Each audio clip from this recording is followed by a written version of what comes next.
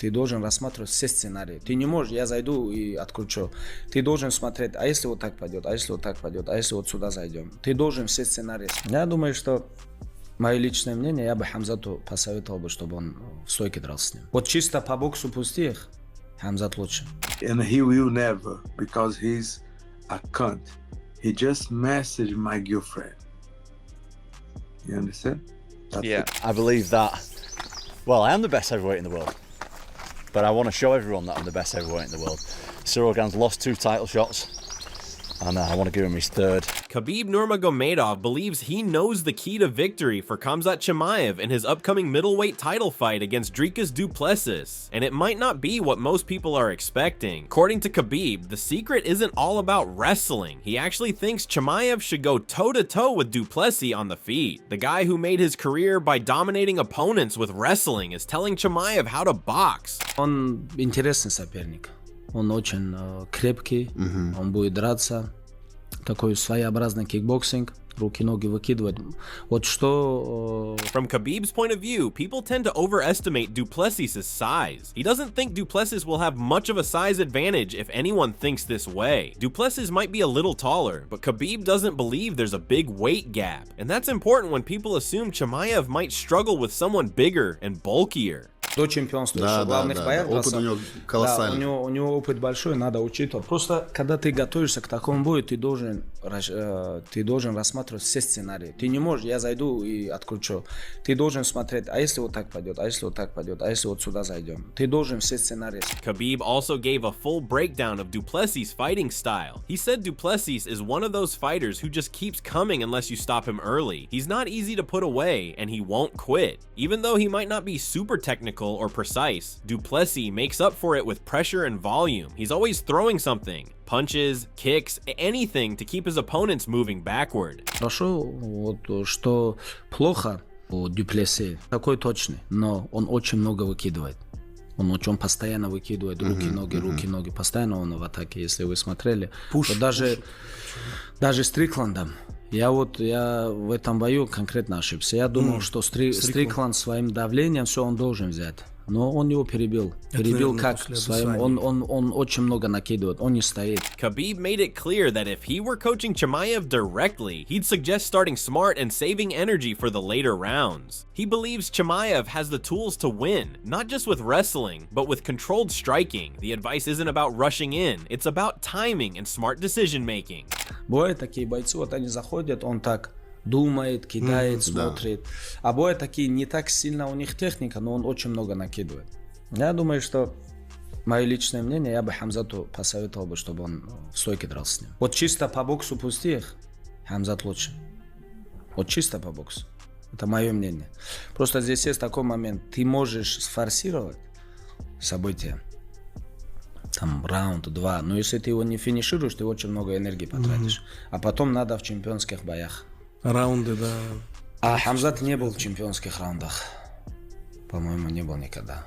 В 5 не был. Не был. А этот пацан последние сколько? 4 года. While Khabib offered a very strategic outlook on the fight, others are coming up more blunt. Ciryl Gane doesn't think the fight will even be close. He believes Chimaev is in total control before the cage door even closes. At the UFC Abu Dhabi pre-fight press conference, Magomedov made a bold statement, basically saying the world should take 2 seconds of silence for du Plessis when the fight ends. That's how confident he is in Chimaev dominating. As I said before, Dricus is in very good, strong hands in this fight. We'll make sure to remember his name with 2 seconds of silence afterwards. Как я уже говорил ранее, в этом поединке Дрикус в надежных руках, и мы его почтим память о нем 2 секундами молчания. As I said before, Dricus is in very good, strong hands in this fight, and we will make sure to remember his name with 2 seconds of silence afterwards. Not everyone's on Chimaev's side, though. Paulo Costa continues to throw shots at him every chance he gets. After his fight at UFC 318, Costa made it a point to trash Chimaev during his post-fight speech in front of a roaring crowd. He didn't hold back, calling Chimaev a coward and promising to hunt him down. A real man, confident man, all to do, you know. Why he messaged her? Why he didn't message me instead of her, you know? coward. He's a coward. Costa hasn't let go of the beef. During a recent interview, he went even further, calling Chimaev names and saying he doesn't have the guts to even speak to him directly. Costa says Chimaev avoids direct confrontation and is scared of him. He even accused Chimaev of messaging his wife privately, on something Costa considers way over the line. If he messaged me back, no, he never. And he will never, because he's a cunt. He just messaged my girlfriend. You understand? That's Yeah. it. That's the thing. What are you anticipating from UFC 319? You're flying over there, right? You're gonna sit cage side. You'll be there during fight week. What do you think you'll run into each other at all during fight week? Do you Yeah, anticipate it? I want to be there. Just my presence gonna stress him. Just my presence, I will be there. According to him, Chimaev never addressed anything to him directly, but made disrespectful comments about him and his wife privately, which Costa sees as proof of cowardice. It's personal for Costa now, and he's made it clear that this isn't just about competition. He's been going at Chimaev for a while on social media, but things escalated after that claim about Chimaev sliding into his wife's DM. Whether that fight ever happens or not, it's obvious these two aren't going to be friends anytime soon. I'm coming for you. You know that. I will not lie for everyone, for anyone. I will not. I don't need that. You know who I am, and I know who the cunt you are. I'm coming for you. Amid this all, the news in UFC just keeps coming. Dana White recently went live on Instagram and announced some big upcoming fights. For starters, UFC 320 is shaping up to be a stacked card. In the main event, Magomed Ankalaev will get a rematch against Alex Pereira for the light heavyweight belt. All right, UFC 320, October 4th, T-Mobile, Las Vegas. The champ, Magomed Ankalaev, defends his belt against Alex Pereira. Ankalaev hasn't lost in 7 years. He has the second longest win streak in the UFC light heavyweight division behind who? John Jones, the GOAT. Let the hate begin.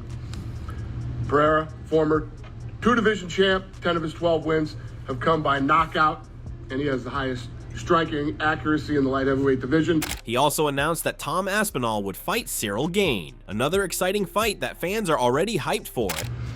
All right, now, UFC 321, October 25th, Etihad Arena in Abu Dhabi. Tom Aspinall will face Ciryl Gane. Aspinall has 15 wins, and all of them are by finish. Gane is the #1 ranked heavyweight.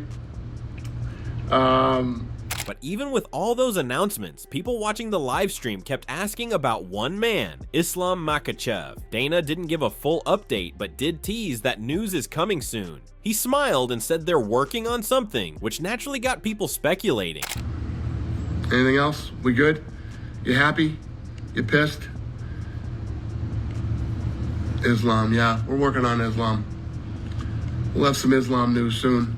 Looking at it, Khabib also gave his thoughts on what might be next for Makhachev, assuming he gets past Jack Della Maddalena, a fighter Khabib called the toughest challenge of Islam's career. If Makhachev wins, Khabib sees a few interesting possibilities. He mentioned Ian Machado Gary, Shavkat Rakhmonov, and Kamaru Usman as potential opponents. Of those, he believes the most likely would be either Shavkat or Usman. Khabib says they're the kind of fighters who could offer a real test for the champ. Никто не понимает, да. Как Yes, будто бы Gary, yes, Shavkat, yes, Kamaru. Meanwhile, the heavyweight division is also heating up. Tom Aspinall is finally getting the chance to defend his title, and it'll happen at UFC 321 in Abu Dhabi. He has Ciryl Gane as his opponent. The choice surprised some fans, especially considering Gane already had 2 title shots. But UFC made the call, and now Gane has a 3rd shot to try and claim the gold. Aspinall had something to say about that. On his YouTube channel, he revealed that this isn't the first time he and Gane were supposed to fight. According to Aspinall, Gane turned down the fight 3 different times before finally signing on. This upcoming match in October will be the 4th attempt to make it happen, and this time, everything's official. I went to Paris. Ciryl, unfortunately, turned down the fight on a 2nd occasion. 3rd occasion, around about this time last year, when I fought in Manchester. I fought Curtis Blades. The original opponent was Ciryl Gane. Unfortunately, Ciryl Gane was busy that day. Ciryl was filming his Netflix series Can't remember what it's called, but I'm sure you can check it out now on Netflix.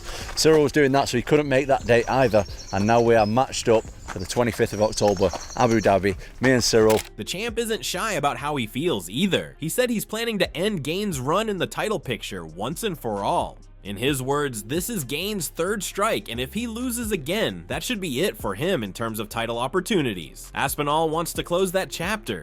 The 4th attempt is here, and this is Cyryl's 3rd title shot, so we are going to try and get rid of Ciryl Gane from the title picture for good. How's the confidence levels? Confidence levels great. Confidence levels. Despite the back and forth history between them, Aspinall does respect Gane's skills. He said their fight will probably be one of the most exciting heavyweight fights in a long time. What makes it special, he says, is that both he and Gane don't move like typical heavyweights. They're fast, light on their feet, and close distance quickly. That kind of movement makes for a much more action-packed fight. Aspinall thinks their styles are well matched, but he also believes Gane's weaknesses will play right into his own strengths. He wants to use this fight to prove what he's been saying all along, that he's the best heavyweight in the world. I believe that, well, I am the best heavyweight in the world, but I want to show everyone that I'm the best heavyweight in the world. Ciryl Gane's lost 2 title shots, and I want to give him his 3rd title shot loss and get him out of there. And there you have it. The heat is on, the stakes are high, and the rivalries are very real. From Khamzat's golden opportunity to Tom Aspinall's mission to shut the door on Ciryl Gane, the UFC landscape is shifting fast, and ring rivalry is your front row seat to all of it. If you're hyped for UFC 319 and UFC 321, and you live for raw predictions, behind-the-scenes drama, and unfiltered fight talk, this is where you need to be. Hit that subscribe button, turn on notifications, and never miss an update as we follow every jab, takedown, and post-fight call-out. Let us know in the comments. Does Chimaev walk away with the belt? Does Gane survive Aspinall's storm? Or are we in for some wild upsets? This is Ring Rivalry, where every fighter has a story. Every story fuels the war. Stay locked in. We'll catch you in the next round.